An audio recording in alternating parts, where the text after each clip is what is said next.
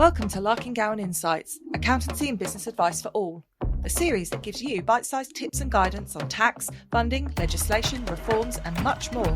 With case studies, business advisory and sector specials and even interviews, our team of experts are committed to helping you navigate the world of accounting and finance, with a variety of presenters from across our specialisms.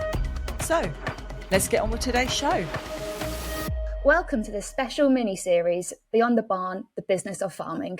I'm your host, Laura Clayton, an assistant manager in the Farms and Rural Business team. In each episode, I invite a different guest to share their expertise on an array of different business topics that affect the farming and rural community. We cover tax, obviously, legal matters, succession, inheritance, and much more. We go behind the scenes of how we support our clients and hopefully give you some tips along the way.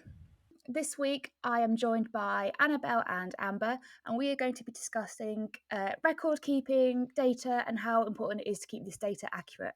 So thank you very much, Amber and Anabelle, for joining. Please could you introduce yourselves?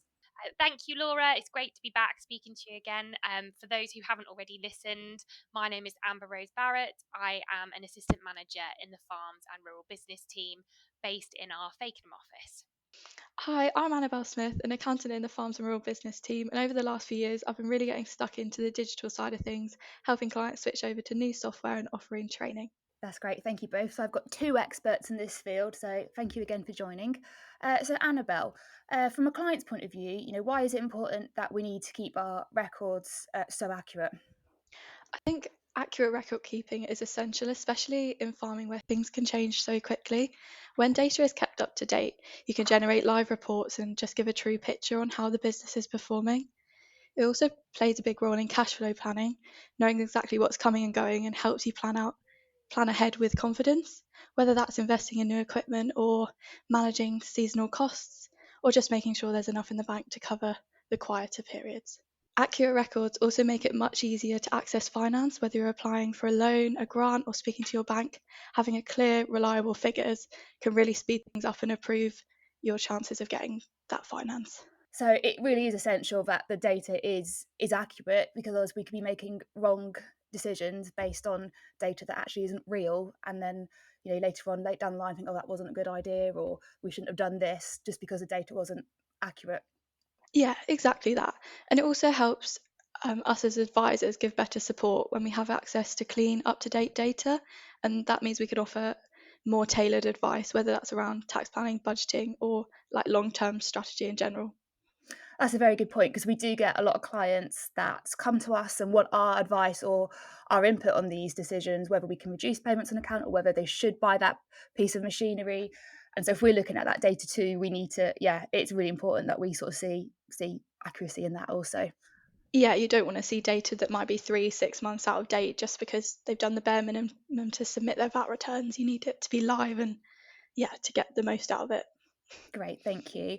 So that is obviously from the client's point of view, but obviously if I flip this around, we've got accountant's point of view, which we have sort of briefly covered, but also from HMRC's point of view. Amber, why is that? Why are HMRC wanting the data to be so accurate too?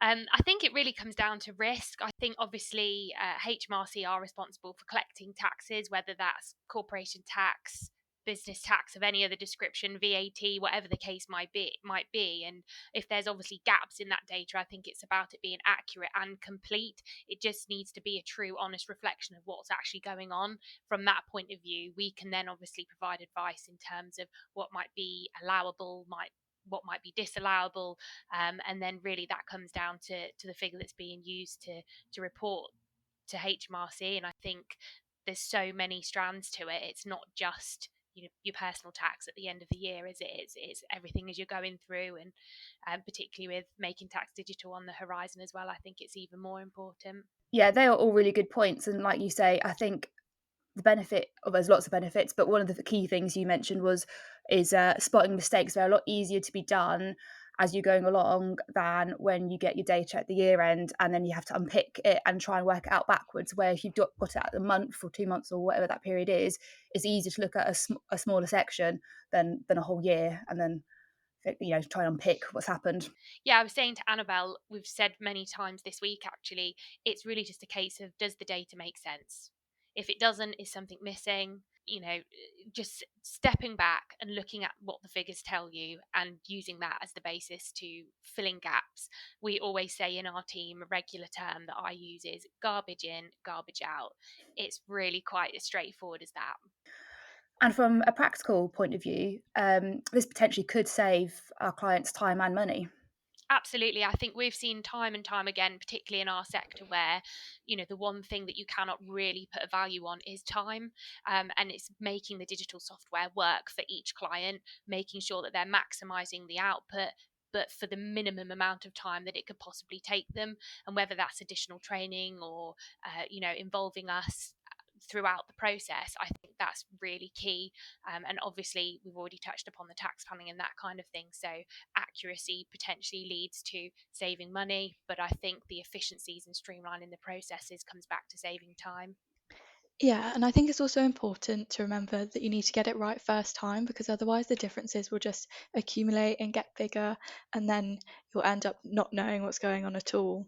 I mean, from my experience, we still do have a handful of clients that prefer manual records, or they're using software just to do the VAT for MTD, but still operating on a manual basis as such. And, if you had any clients that were sort of deliberating at this point whether they should make the full switch to digital, what would your advice be, Anabelle? I mean, absolutely, while paper records have been the traditional way of doing things, and they can still work for some, I think it's becoming increasingly clear that digital softwares just offer so much more benefits. I think with software, the main benefit is you get real-time access to data. It means you can see how your business is performing at any moment. It reduces the risk of errors, saves time on data entry, and makes it so much easier to share information with your accountant, advisor, or just other business owners. While paper might feel more familiar, digital tools can really transform how you manage your business. And I think we're always here to help clients find the right fit for them and make the transition really smooth. And I think off the back of that, people listening might be thinking, what is the need for my accountant now? And it's the stuff that's coming out with the Making Tax Digital requirements and that kind of thing. That is a reporting requirement. It's not in lieu of your accountant. And I think there's also a significant difference between data entry. I always refer to this as I can drive a car, but I can't drive a bus. It's the similar thing, but it's not the same. And I think that's the difference between entering the data and getting everything on the system in order to meet your reporting requirements. It's then the uplift of, okay, and what does that mean, and what is my tax liability going to be, how can I mitigate that tax liability, what is my business strategy. That is our role, and I think it makes our role more real time if we can access this. I know Anabelle's already said at any point throughout the year. It's about being proactive, not reactive.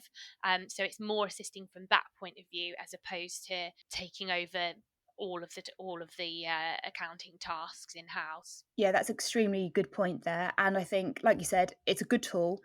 We can get a lot of useful information from it, but the accountants are the ones that are then using that with their clients to get the explanations, the solutions to then, like you say, drive the business forward or make those decisions that the software just cannot do. Yeah, within our team, we've got a large client base with a wide range of ages, and everyone is on a different digital journey. I think that's where we can come in and sit with our clients and almost ask them, okay, what are your concerns and how can we assist with that? Whether that's looking at how the manual records work and how we can replicate that from a digital point of view, or putting a timeline in place, getting these training sessions in now. Obviously, Making Tax Digital is on the horizon. It's going to pick up more and more people as the turnover threshold comes down, and it's really just having that soft landing into what is the change going to be and how can we support our clients. We do a lot of this in person. Anabelle does a lot of in-person training. There's always somebody at the end of the phone, and it's just kind of taking that individual worries and concerns and planning for them and their specific scenario and how we can help support them. Because obviously with the likes of Making Tax Digital, as I said earlier, that is a reporting requirement. It's not necessarily a choice, and I appreciate that can be massively daunting for people that have never had to use digital software of any description before. I think that's also another really good point you've made there, Amber, is that we have to be mindful of our clients. Although there is that requirement and necessity to report, not everyone likes it, not everyone's happy about it, but it's just finding that way that suits that client.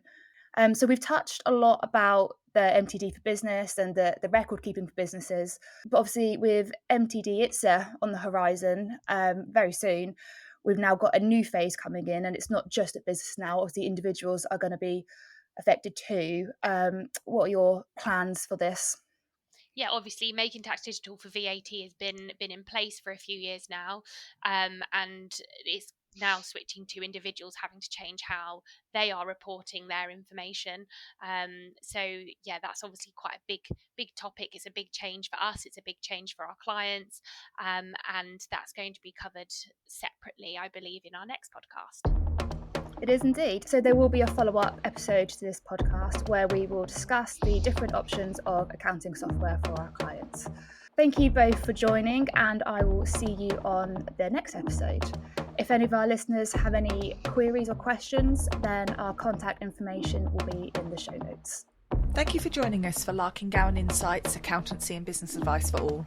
Don't forget, you can find more information about today's topic and more about how our team of experts can help you in your business by visiting our website, larkin-gowan.co.uk. Join us again next time for another fascinating insight into the world of accounting and finance.